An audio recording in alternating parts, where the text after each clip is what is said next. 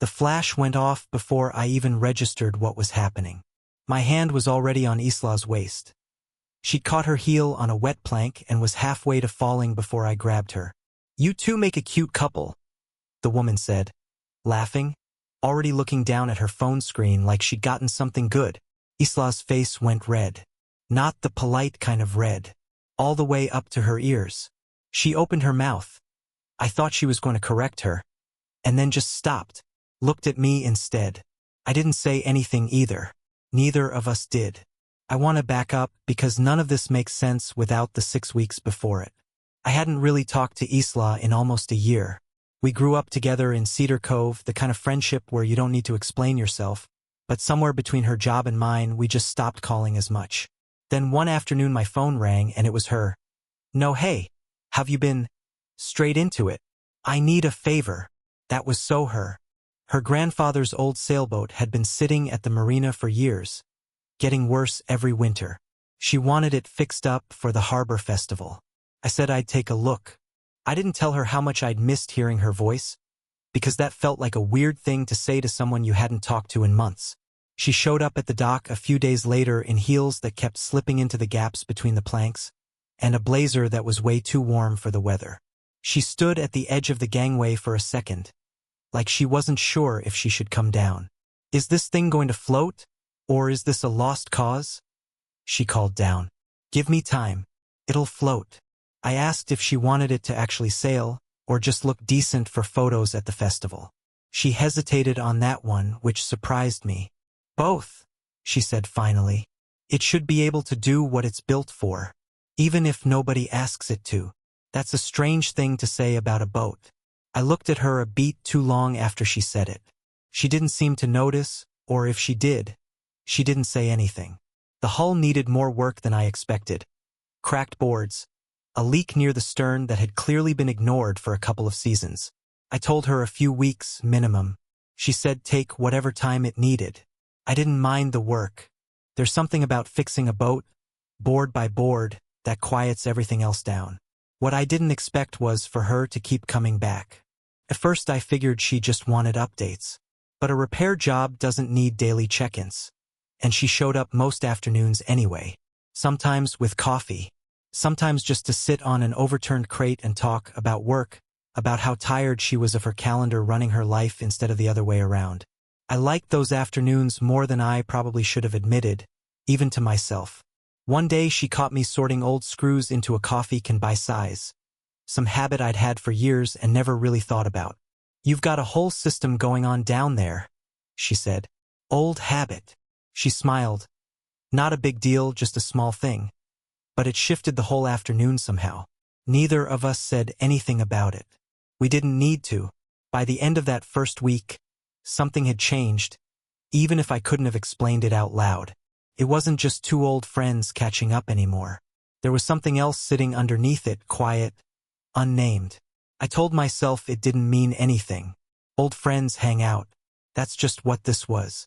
I didn't fully believe that, and I had a feeling she didn't either. About a week after that, I almost let her see something I'd kept hidden for years. Not on purpose. I just wasn't paying attention. I'd left my notebook open on the workbench while I went to grab a clamp from the truck. By the time I came back, Isla was standing over it, staring down at pages that weren't sketches of a sailboat. Load calculations, weight distribution numbers, the kind of technical work I hadn't shown a single person in this town. "What is this?" she asked. Her voice had changed, not suspicious exactly, just careful. I closed the notebook, too fast to make it look casual, and I knew it. "Old habit," I said again, which was starting to become my answer for everything. "This isn't a habit. This is..." She tapped the cover without opening it back up. "I've sat across a table from people who do this for a living. You're better than most of them." I told her I used to tinker with it. She didn't buy that. I could tell by the way she looked at me, like she was trying to read fine print. But she didn't push. She just let it sit there and moved on to asking about the boat's paint color instead. I appreciated that more than I said out loud. A few days after that, Gus, who runs the marina office and doesn't have an inside voice, nearly blew the whole thing open by accident. "Hey!" he shouted across the yard, waving a piece of metal bracket at me. Tell me if this thing's rated for the weight. You've got the eye for it. He caught himself half a second too late. Glanced at Isla. Suddenly got very interested in a clipboard. I felt my whole body lock up. It's a strange thing, waiting to see if a door you shut on purpose years ago just got kicked open by someone who didn't mean to. Isla didn't say anything for a second. Then she looked at the bracket herself. It's fine, she said, for what it's worth, and walked back to her car without turning around. I stood there a long time after she left. She'd seen enough to ask real questions. She asked none of them.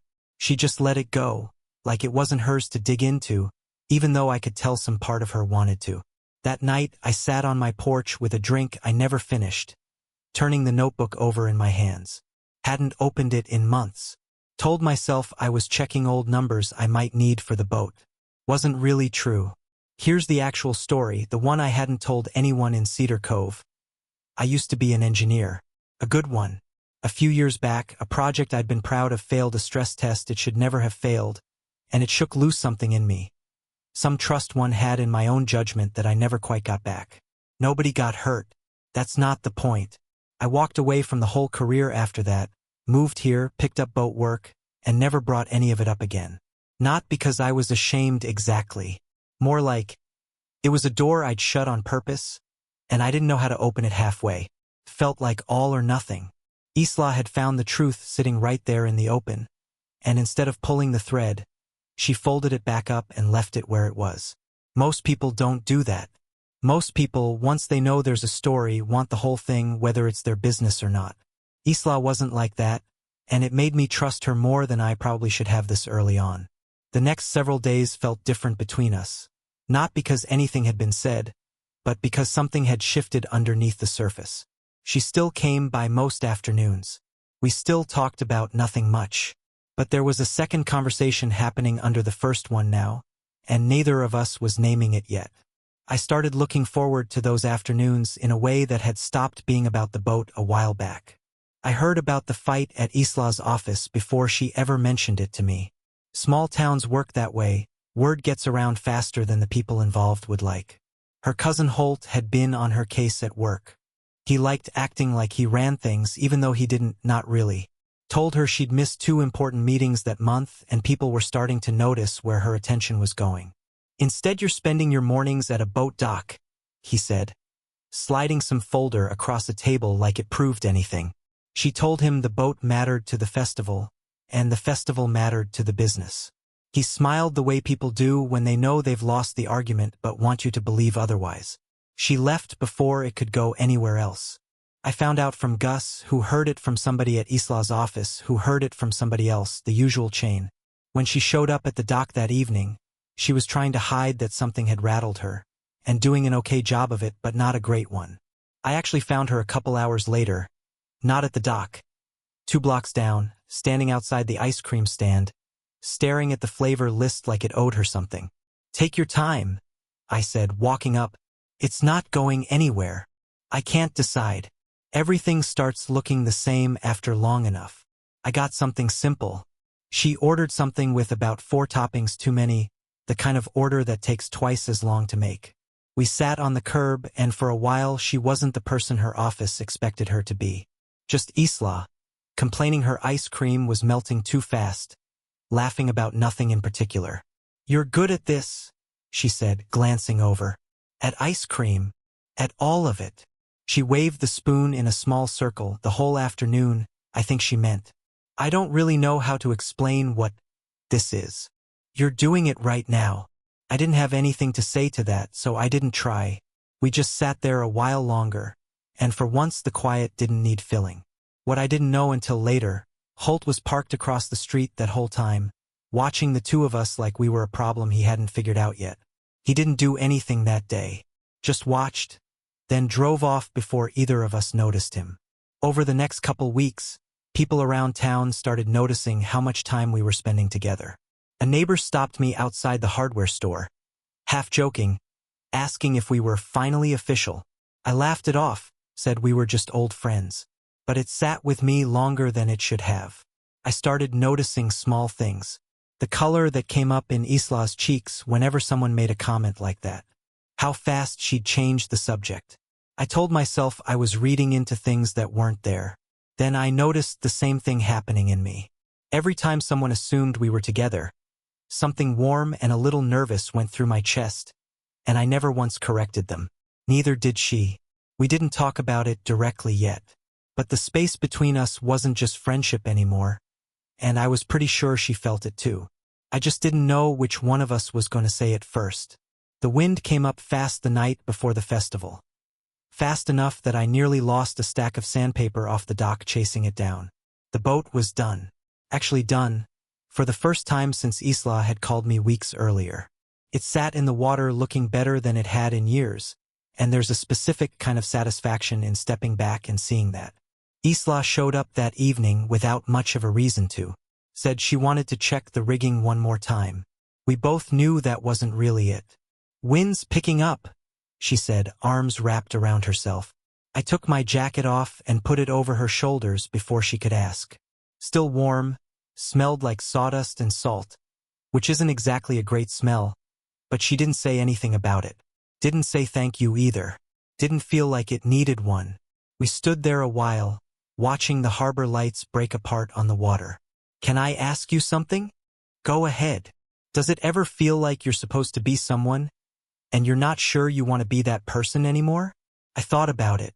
"Every day for about 2 years," I said. Then one day it just stopped. What changed? Stopped worrying so much about who I was supposed to be. Started paying attention to what actually mattered instead. She didn't say anything right away. A rope had come loose at the stern, flapping in the wind, and we both reached for it at the same time. Our hands landed close enough to touch. Neither of us moved for a second. "I should probably go," she said. Didn't move. "Probably," I said. Didn't move either. She left eventually, my jacket still on her shoulders. I stayed on the dock a long time after her car disappeared, thinking about how a place stops feeling empty depending on who's been standing in it. The festival filled the pier the next evening. String lights, food stands, half the town in their nicer clothes. Isla moved through the crowd in a green dress, catching up with neighbors, doing the version of herself everyone here expected to see. I stood near the boat, a little out of place among people I mostly only knew by name, and it didn't bother me as much as I thought it would. Then it happened fast, the way these things do. She stepped toward the gangway to get a better look at the boat, heel catching on a wet plank. I crossed the distance without thinking, hand at her waist before she'd even fully lost her balance. She caught herself against me, laughing, out of breath, and for a second neither of us moved, because moving meant admitting how natural it had felt. That's when the flash went off. Woman standing nearby, already lowering her phone. "You two make a cute couple." Isla's face went pink, all the way up. She opened her mouth like she was about to correct her. She didn't say a word. Neither did I. By the next morning, that picture had already made its way around most of Cedar Cove. Somebody had posted it with some caption about the town's newest couple, and it spread through group chats faster than either of us expected. People I barely knew started stopping me outside the hardware store, congratulating me like something official had actually happened. Isla could have cleared it up with one sentence. She didn't. Neither did I, and I had plenty of chances. The second day of the festival, an old coworker of mine showed up out of nowhere. Reed, someone I'd worked with back when I still had the engineering job, hadn't seen him in years, and definitely wasn't ready for him to be standing in the middle of a town festival, chatting with people I actually cared about. He didn't mean anything by it. He was just being friendly, the way people are when they run into someone from their past. But somewhere in that conversation, in front of a few of Isla's friends, he mentioned exactly what I used to do for a living before I left it behind. My whole body tensed up. This was the one thing I'd never talked about here, not to Gus, not to anyone. And now it was just out there, casual small talk to a group of strangers. For a second I felt that old fear again. Being known for something I'd walked away from on purpose, for reasons that still felt complicated even to me. I expected the questions to start. I expected Isla to look at me differently, now that she knew there was more to it than a notebook full of numbers. She didn't flinch, though. Stood right next to me while a couple people asked polite questions, and she didn't fill in a single detail I hadn't chosen to share myself. Just changed the subject, smooth, the way you do when you're protecting someone without making a show of it. Later, walking back along the dock, she brought it up herself. I already knew, she said. Weeks ago. How many weeks? Since the notebook. She glanced over. I didn't say anything because I didn't want to be one more person making you explain yourself. Everyone in my life is always asking me to explain myself. I didn't want to do that to you. I didn't have a response ready. Nobody had ever put it like that before. Most people, once they know there's a story, want it whether you're ready or not. She wasn't like that. Never had been. Standing there with the festival lights still going behind us, I understood her staying quiet about my past wasn't about hiding anything. It was about giving me room to decide when, or if, I wanted to say the rest of it myself. And it wasn't just about the job. I understood, right then, that the reason she hadn't corrected anyone about the two of us wasn't only about avoiding an awkward conversation with a stranger. It was something else. Something that had been building for 6 weeks straight without either of us naming it. Isla. Yeah. I almost said it. The words were right there. Nothing, I said. Just glad you're here. She smiled, small, easy, and we kept walking, neither of us saying the thing we both already knew. The crowd had mostly thinned out by the time we ended up back at the end of the dock. Just the two of us, the boat rocking behind us. The string lights were still on, even though most people had already headed home. You never corrected anyone, I said. The couple thing. Not once. Neither did you. Her cheeks went pink again, even in that low light. Didn't know what to say. Neither did I. Probably the most honest thing either of us has said all week. We stood there a while, listening to the water knock against the hull. Different kind of quiet than we'd had before. Didn't need filling. Can I tell you something? Go ahead. I don't want it to just be something people assume about us anymore. I stopped, tried again. I want it to actually be true, if that's something you want too. She didn't answer with words right away. Reached over, laced her fingers through mine. Same simple way she'd done a dozen times over the past 6 weeks. Except this time neither of us pretended it didn't mean something. The rest of that summer went the same easy way the weeks before it had. Isla started coming to the dock most evenings, not because she needed to check on anything anymore, just because she wanted to be there. Kept a pair of old sneakers in her car now. Swapped out for her work shoes the second she pulled into the marina lot. Gus noticed before either of us said anything out loud. Watched us some evenings from the marina office, arms crossed, smiling to himself like he already knew something the rest of the town hadn't caught on to yet. Never said a word about it. Didn't need to. A year passed like that. Nothing dramatic, just one ordinary evening stacked on the next. The kind of quiet that doesn't make headlines but ends up meaning more than most things that do. When the Harbor Festival came back around, the same pier filled up again. String lights, food stands, neighbors catching up. The boat still sat at the dock, exactly the way Isla had first asked for it. Seaworthy in every sense. Neither of us had any idea back then everything that word would end up meaning. I'd been planning something for a couple weeks and finally worked up the nerve that night, standing next to the same boat where all of this had actually started. Got down on one knee right there on the dock. They mistook us for a couple that day, I said. You never corrected them. I never wanted you to either. My voice caught a little there, had to start the next part over. I'm done leaving it up to chance. Marry me, Isla. Her cheeks went redder than I'd ever seen them, and for 1 second she didn't say anything at all. Same as she hadn't on that pier a year earlier. Then she said yes, before I'd even finished getting the last word out. And a few neighbors who'd wandered close enough started clapping before either of us really registered it. We didn't need a caption this time.